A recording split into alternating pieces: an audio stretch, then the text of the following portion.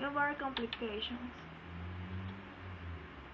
The most common causes of neonatal deaths are preterm birth complications, newborn infections, and birth asphyxia. They account for over 80% of all global neonatal deaths. Well, okay, so what are the things you tell the new parents that come to you with their little babies? What are the things you want them to know in the very early days?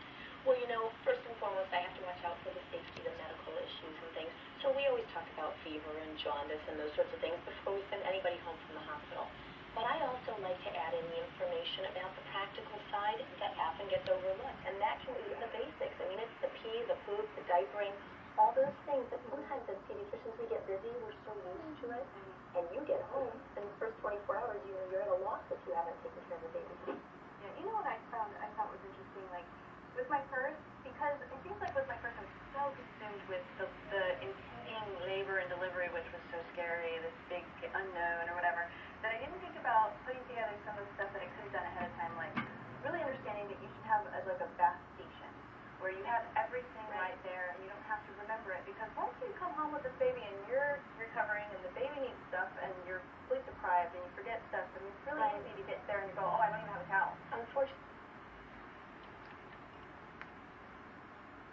A newborn baby who is born preterm or has a potentially life-threatening problem is an emergency situation, requiring immediate diagnosis and management. Delay in identification of the problem or in providing the correct management may be fatal.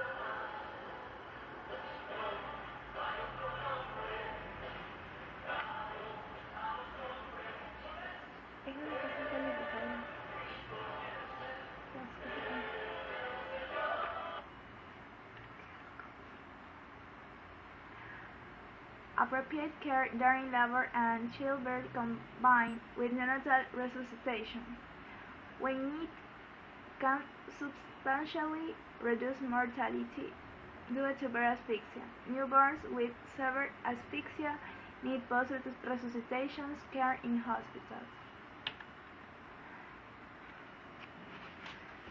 Early identification of newborn infections with prompt and appropriate antibiotic treatment will substantially reduce mortality due to newborn sepsis and pneumonia. Newborns with serious infections need intramuscular or intravenous antibiotics and supportive care in hospitals.